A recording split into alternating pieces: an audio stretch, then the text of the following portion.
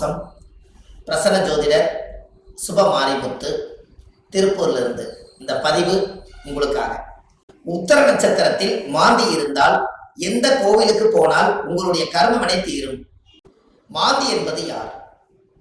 எல்லாத்தோட ஜாதகத்திலையும் பாருங்க, ஒரு சில ஜாதகத்துல மாந்தியே ஜாதக ராசி கட்டத்துல சில பேர் அதுல போட மாட்டாங்க.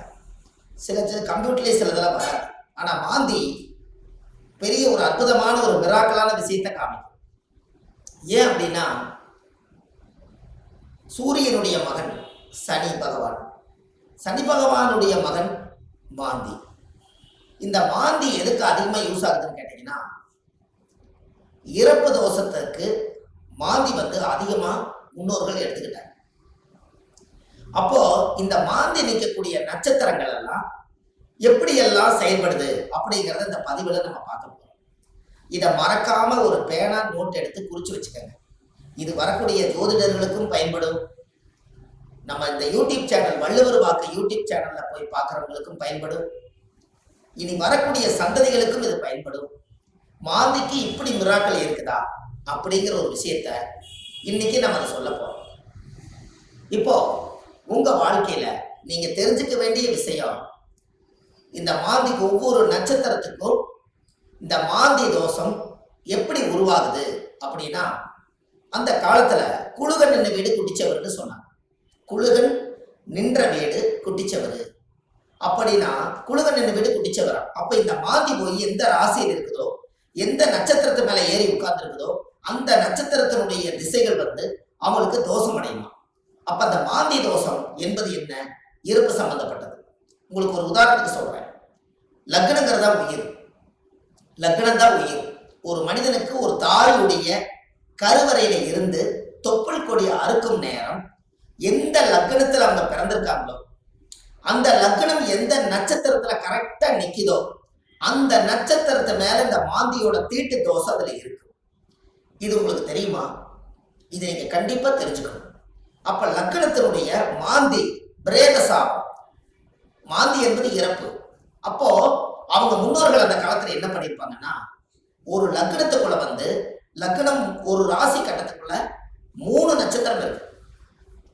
இந்த 3 நட்சத்திரத்துல இப்போ ஒரு உதாரணத்துக்கு அசுவனி, பரணி, கிருத்திகை 1ஆம் பாதம், இந்த 3 மேச ராசியில இருக்குது. ஒரு உதாரணம்.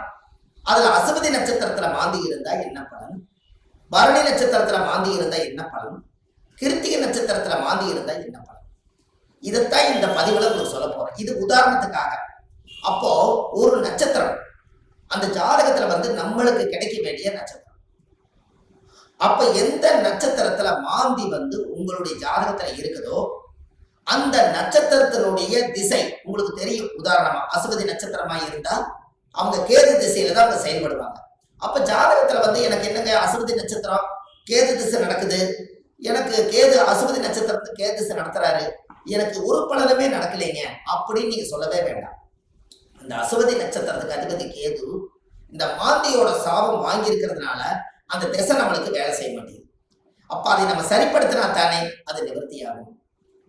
அப்ப அசுவதி நட்சத்திரத்துக்கு கேது, கேது என்பது பாட்டியில பாட்டின்னு வருது.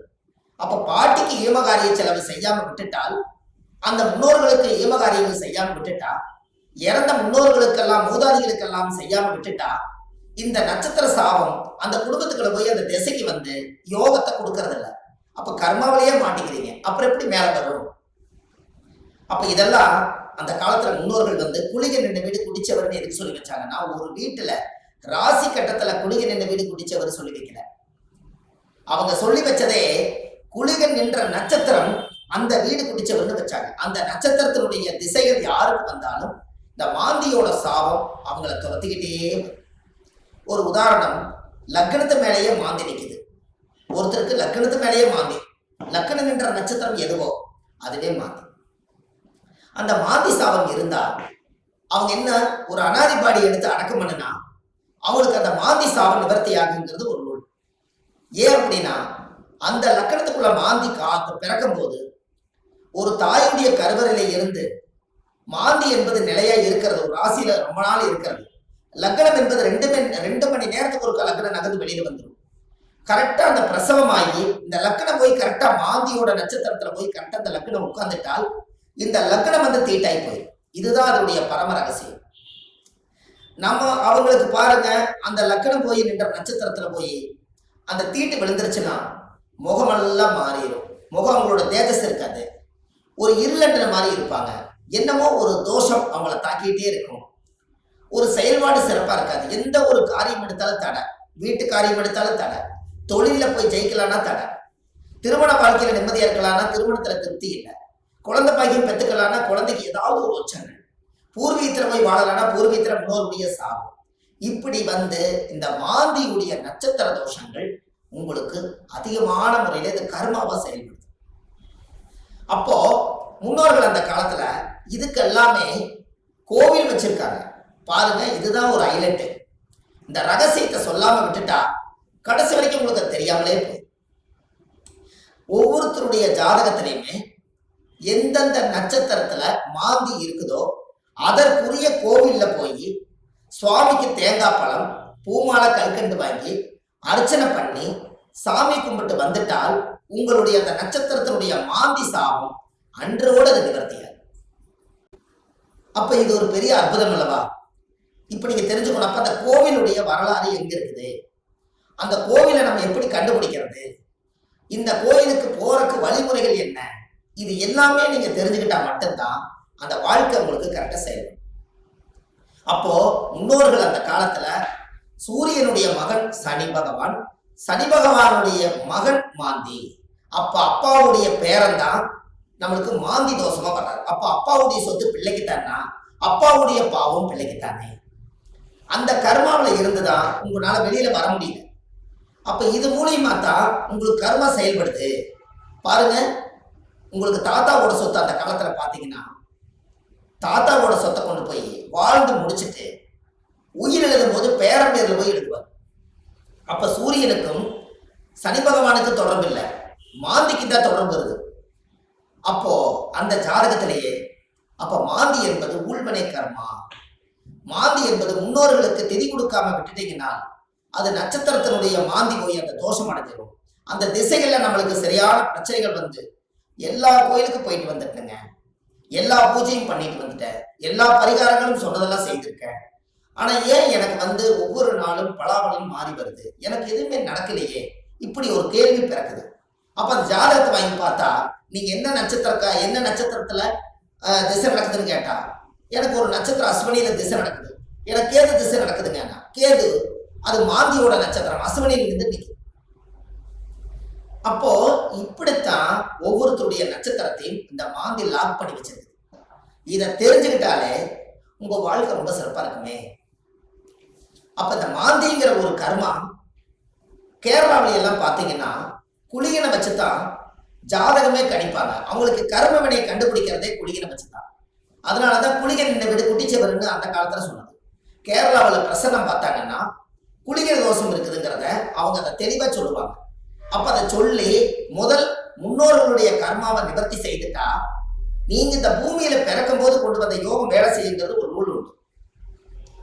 அது அந்த காலத்துல இருந்தே இருக்கு. நாம நல்லா யோசிச்சு பாருங்க, நம்ம போன ஜென்மத்துல செய்த பாவங்கள் இந்த ஜென்மத்துல கிரக அமைப்போட இருந்து நான் ஏதாவது ஒரு கஷ்டமா தான் நம்ம என்ன சொல்றோம், போன ஜென்மத்துல நான் என்ன பாவம் செஞ்சேன்னு எனக்கு தெரியலீங்க, ஆனா இந்த ஜென்மத்துல நான் ரொம்ப கஷ்டப்பட்டு போயிட்டேன், ஒரு காலம் கெட்டால் ஒரு காலம் நான் நல்லா இருக்கணும், நான் சம்பாதிச்சதுலயும் நிம்மதி இல்லை, வாழ்க்கையிலேயே எனக்கு நிம்மதி இல்லை, குழந்தை பெற்று பார்த்தா அது நிம்மதி இல்லை, கணவன் மனைவியோட வாழ்ந்து பார்த்தா அதுலேயே நிம்மதி இல்லை, எனக்கு இந்த ஜாதகத்துல ஏன் தான் நான் அந்த பிறப்பு வாங்கி வந்தேன்னு எனக்கும் தெரியல, அப்ப நான் எப்பதான் நான் நல்லா இருப்பேன் அப்படின்னு ஒரு கேள்வி பிறக்குது. அப்ப இந்த இடத்துல என்னன்னு கேட்டா சூரியன் ஒரு ஜாதகத்துல உச்சமா இருக்காரு, நீங்க ஜம்முன்னு இருப்பீங்க, சனி உச்சமாக்குறாரு ஜம்முன்னு இருப்பீங்க, இதெல்லாம் ரைட்டு. ஆனால் இந்த கர்ம வினைங்கிறது ஒண்ணு என்னன்னா தாயுடைய கருவறையில இருந்து தொப்புள் கொடியை அறுக்கும் போதே இந்த பிரபஞ்சம் கொடுக்கக்கூடிய அந்த கர்மா தோஷம் தான் அந்த லக்ன தோஷமோ இந்த நட்சத்திரத்தினுடைய மாந்தி தோஷம். அப்போ ஒவ்வொரு நட்சத்திரக்காரர்களுக்கும் மாந்தி எந்த நட்சத்திரத்துல இருக்குதோ அதுக்குரிய கோயிலுக்கு போயிட்டு வந்தீங்கன்னா கண்டிப்பா உங்க லைஃப்ல ஒரு மாற்றம் ஏற்படும். அதுக்கப்புறம் உங்களோட தொழில் விருத்தியாகும், குடும்ப விருத்தியாகும், மனை விருத்தியாகும், மாங்கல்ய விருத்தியாகும், ஆயுள் ஆரோக்கிய ஐஸ்வர்யம் விருத்தியாகும், புத்திர பாக்கியம் விருத்தியாகும், செய்யும் தொழிலில் லாபம் கிடைக்கும், மன நிம்மதி சந்தோஷம் உங்களுக்குள்ள இருக்கும். பட்ட கடன் அடைச்சிருவீங்க. தீராத துன்பத்திலிருந்து வெளியே வந்துடுவீங்க. வெளிநாட்டு பயணம் போக வேண்டிய தடைகளுக்கு போயிட்டு வந்துடுவீங்க. திருமணமே ஒரு வாழ்க்கை அமைஞ்சு எனக்கு சரியில்லை, மறுவாழ்வு தான் எனக்கு வேண்டும் நினைச்சிட்டு இருக்கிறவங்களுக்கு மறுவாழ்வு. குடும்பத்துக்குள்ள தீராத நோய்கள், மருந்து இல்லாத நோய்க்கு மருந்து, எல்லாமே உங்களுக்கு கிடைக்கும். அதுக்கு நீங்க என்ன பண்ணணும்? உங்க ஜாதகத்தை நீங்க நல்லா எடுங்க. ஜாதகத்தை எடுத்து உங்க ஜாதகத்துல மாந்தி சாரமாகாத கிரகம் சோரம் போய் விடுமா. மாந்தி எந்த நட்சத்திரத்துல இருக்குதோ அந்த நட்சத்திரம் எதுன்னு பாருங்க. அந்த நட்சத்திர கோயிலுக்கு கரெக்டா நீங்க போயிட்டு வாங்க.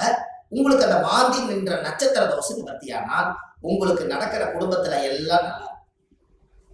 அப்போ இந்த ஜாதகத்துல இவ்வளவு பெரிய ரகசியத்தை நிவர்த்தி பண்ணலைன்னா அது முடக்கு மாதிரி அப்படியே முடங்கி போயிடும். இதனாலதான் அந்த ஜாதகத்துல அந்த காலத்திலேயே இந்த விஷயத்த சொல்லி வச்சாங்க. இது இன்னைக்கு தான் அது வெளியில வருது, இருந்தாலும் பரவாயில்ல. இதுக்கு மேலே அது வெளியில வரலைன்னா கடைசி வரைக்கும் இந்த ரகசியம் தெரியாமலே. இப்ப ஜாதகத்துல நீங்க கண்டிப்பா தெரிஞ்சுக்க வேண்டிய விஷயம் இருக்குதா இல்லையா?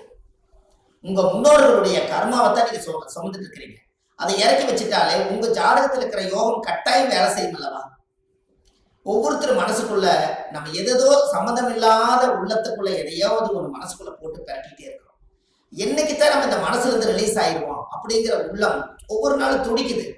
அதுக்கு எங்க தப்பு நடக்குதுன்னு நமக்கு தெரியணும் அல்லவா? திசை அடிப்படையில பார்த்தா எனக்கு திசை நல்லா இருக்குதுன்னு சொல்றாங்க, ஆனா மனசு சரியில்லை. நட்சத்திர அடிப்படையில பார்த்தா எனக்கு இந்த நட்சத்திரங்க, ஆனா இந்த வரைக்கும் நான் நல்லா வாழல.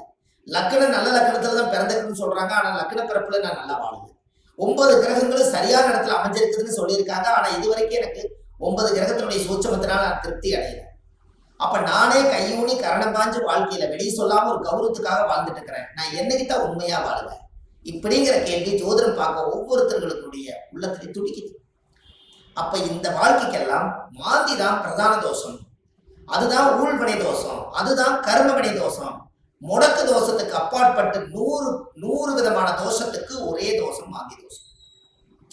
இந்த இறப்புக்கு மட்டும் ஒரு பெரிய தோஷம் என்னன்னா மாந்தி தான் இறப்பு. உங்களுக்கு ஒண்ணு தெரியுமா? குளிகை காலத்துல சொல்லுவாங்க, ஒரு குளிகை காலத்துல ஒரு விஷயத்த செஞ்சா திரும்ப திரும்ப செஞ்சுக்கிட்டே இருப்பாங்க. அப்ப நல்லது செஞ்சாலும் திரும்ப திரும்ப வரும், கெடுதல் செஞ்சாலும் திரும்ப திரும்ப வருமா. அப்ப குளிகை நேரத்துலதான் எதை செய்யணும்னு அந்த காலத்துல முன்னோர்கள் அதை யோகிச்சு வச்சிருக்காங்கல்ல. இதெல்லாம் தான் உலகத்துல இருக்கு.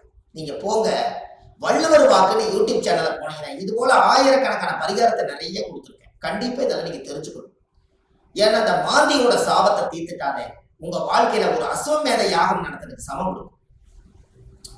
எப்படி ஒரு பிரமாதமான ஒரு பிறப்புன்னு பாருங்க. அப்ப இந்த கண்டிப்பா உங்களுக்கு இதுக்கு ஒரு தீர்வு வேணும் அல்லவா?